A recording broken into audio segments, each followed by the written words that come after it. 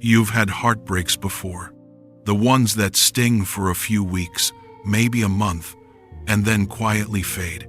You've made peace with those. They hurt, but they made sense eventually. This isn't about those. This is about the one that bent you in half, the one where you couldn't eat for days, couldn't sleep for weeks, couldn't pray without your voice breaking, the one where you lay on the bathroom floor at 3 a.m. and asked God a question you had never asked before.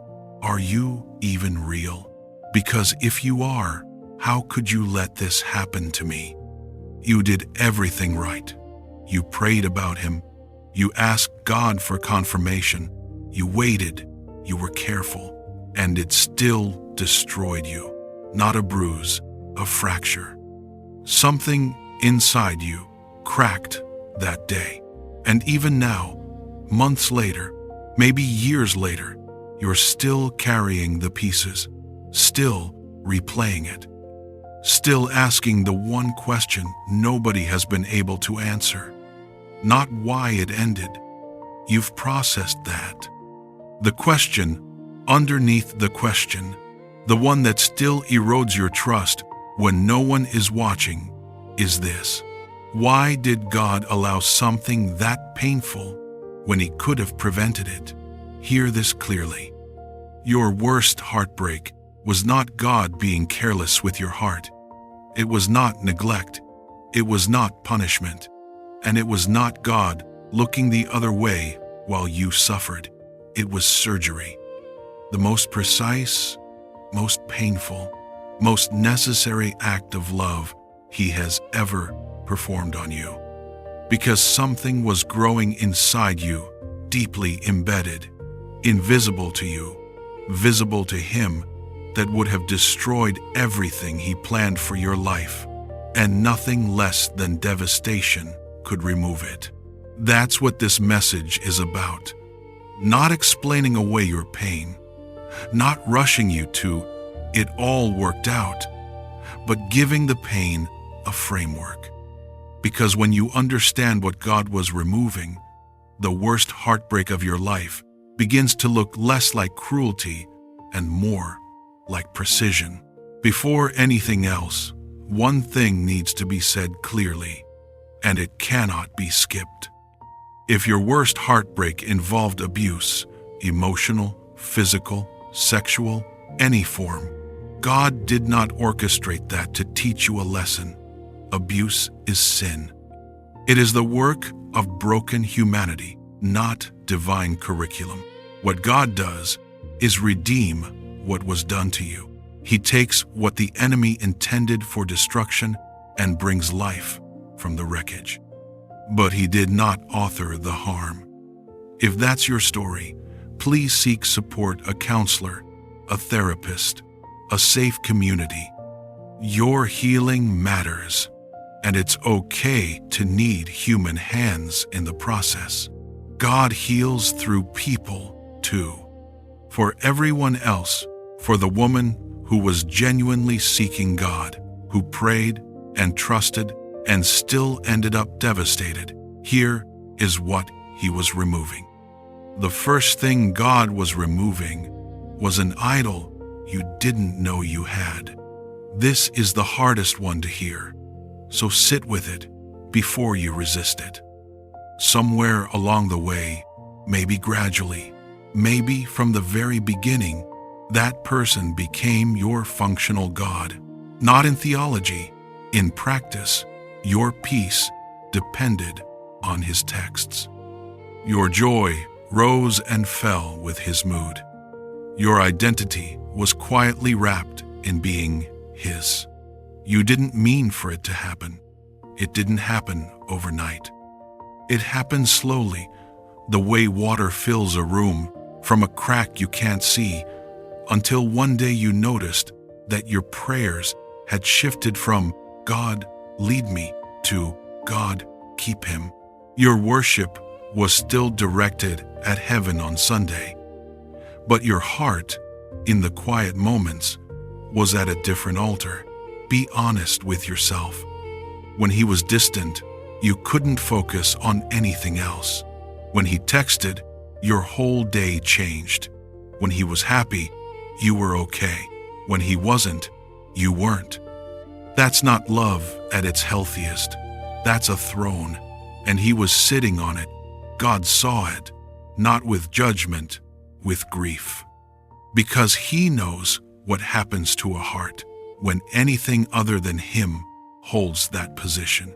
The throne wasn't built for a human being. It will crack under the weight of one. And God, who loved you too much to watch you build your entire life on something that would eventually collapse, made a decision. Idols don't leave quietly. You don't politely ask an idol to step down. They have to be torn out. That's why the heartbreak felt violent. That's why it felt like something was being ripped from inside your chest, because something was. Not just the person, the position, the place in your heart that belonged to God and had been quietly occupied by someone else. In Genesis 32, Jacob wrestled with a man through the entire night at the river Jabbok. He fought, he held on, he refused to let go. And when the man, who was God himself, saw that Jacob would not release his grip, he reached out and dislocated Jacob's hip with a single touch, one precise wound, permanent. Jacob would carry that limp for the rest of his life. But look at what happened inside the wound. He went in as Jacob the deceiver, the schemer, the man who had spent decades building his life on his own manipulation and control. He came out as Israel, one who wrestles with God and overcomes. Genesis 32-28 says, the wound didn't destroy his identity. It revealed the one that had been buried under every false version of himself. The dislocation was not punishment. It was precision. God touched the one place where Jacob was holding on too tight, and through that wound transformed him. Your worst heartbreak was your Jabbok. God wasn't destroying you. He was removing the idol so the real you could finally emerge. And just like Jacob, you walked away with a limp, but you also walked away changed in ways you are only beginning to understand. The second thing God was removing was a version of yourself that could not survive where he is taking you. Before the heartbreak, there was a version of you that needed someone else to feel whole. A version that measured her worth by whether she was chosen. A version that couldn't sit in silence on a Saturday night without anxiety spiraling into panic. A version that would have said yes to good enough because being alone felt like failing. She wasn't weak, she was human, but she couldn't carry what God has planned for your life. She wouldn't have stepped aside voluntarily. That's the truth nobody tells you. You can't gently ask the insecure version of yourself to evolve. She's been running the show for years. She's familiar. She's comfortable. She is you, or at least the you that you've always known. Change doesn't feel like growth to the part of you that's changing. It feels like dying. So God allowed a heartbreak severe enough to do what gentle conviction never could. End her, not you her. The version built on, I need to be loved by a man to be okay. The version whose foundation was a person instead of a God. The heartbreak dismantled that foundation completely. And in the rubble, something new began growing. A woman whose identity is anchored not in a relationship, but in God alone. A woman who can sit in silence and not be undone by it. A woman whose wholeness doesn't depend on a ring, a text, or someone's eyes lighting up when she walks into a room, that woman could not have been born without the death of the old one. And the old one would not have died without the worst heartbreak of your life. Naomi understood this from the inside of her own devastation. She lost her husband, then both sons. Everything that had defined her wife, mother, belonging was stripped away in rapid succession. She returned to Bethlehem broken, and she was so devastated, she told people to stop using her name. "Don't call me Naomi," she said. "Call me Mara, because the Almighty has made my life very bitter. I went away full, but the Lord has brought me back empty." Ruth 1:20-1. She called herself empty. She couldn't see from inside the surgery what was actually happening, because that return to Bethlehem, broken, bitter, stripped of everything, positioned her in the exact place, at the exact moment where Ruth would meet Boaz. And from that meeting came a lineage that stretched all the way to Christ. The worst season of Naomi's life was not the end of her story. It was the doorway to the most significant chapter. She just couldn't see it from inside the wound. The third thing God was removing was a timeline that led somewhere you cannot afford to go. This one requires the most trust, because you will never see the alternate version. You can't rewind the tape and watch the road you didn't take, but God can, and He does. What if your worst heartbreak at 27 prevented a divorce at 34? What if the devastation of losing him now saved you from losing him after children, a shared mortgage, intertwined families, a decade of your best years? What if God, who sees not just today, but generations ahead, pulled you out at the point of least damage, even though that point still felt like maximum pain? You see a heartbreak. God sees an interception. Isaiah 55:8 says, "For my thoughts are not your thoughts, neither are your ways my ways." Not because God is being mysterious, but because His vantage point is decades, and yours, in that moment of pain, was ours. You measured the heartbreak in weeks of crying. God measured it against the destruction that staying would have eventually caused.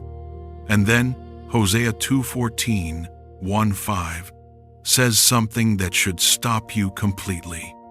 "Therefore I am now going to allure her. I will lead her into the wilderness and speak tenderly to her. There I will give her back her vineyards, and will make the valley of Achor a door of hope." The valley of Achor means the valley of trouble, and God says, "I will make your valley of trouble a door of hope." Not trouble that leads to more trouble, trouble that becomes the actual doorway to restoration. Your worst heartbreak is your valley of Achor, and He is turning it into a door.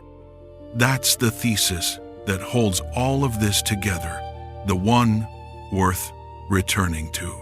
Your worst heartbreak was not God being careless with your heart.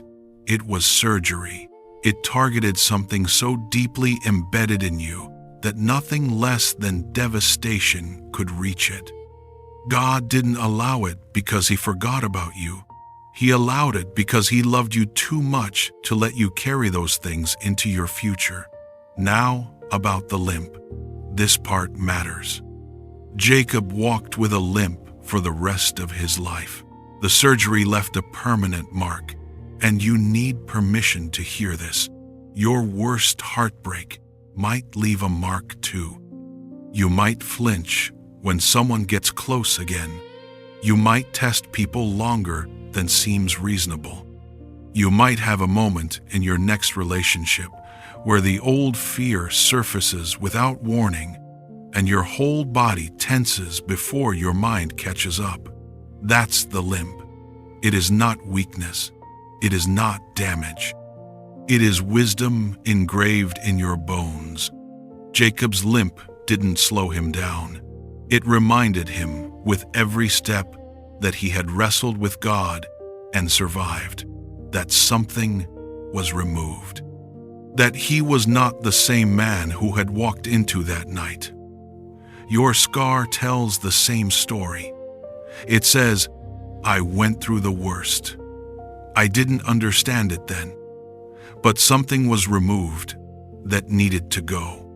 And I am still here, not unmarked, but walking, not the same, but standing, not broken, becoming. 2 Corinthians 4:8-9 says it plainly. We are hard-pressed on every side, but not crushed, perplexed, but not in despair, persecuted, but not abandoned, struck down, but not destroyed. Struck down, but not destroyed. That's you. That's what survived the surgery. And Psalm 51:17 reminds us that God does not despise a broken and contrite heart. He does not look at what you've been through and see damage. He sees the proof of survival. He sees someone who went through the fire and came out refined, not consumed. If you are still in the middle of it, if the wound hasn't fully closed yet, if this message finds you still in the bleeding, not yet in the scarring, be patient with yourself. Healing doesn't move on your timeline, and calling it surgery doesn't make it hurt less. It simply means the pain has a purpose, and the surgeon has not lost control of the procedure. This message will still be here when you're ready. But when you are ready, when the confusion starts giving way to clarity, when the question, why did God allow it, starts finding an answer somewhere deep in your spirit, come back to this. Your worst heartbreak was not abandonment. It was alignment. It was not cruelty. It was precision. God was not looking away.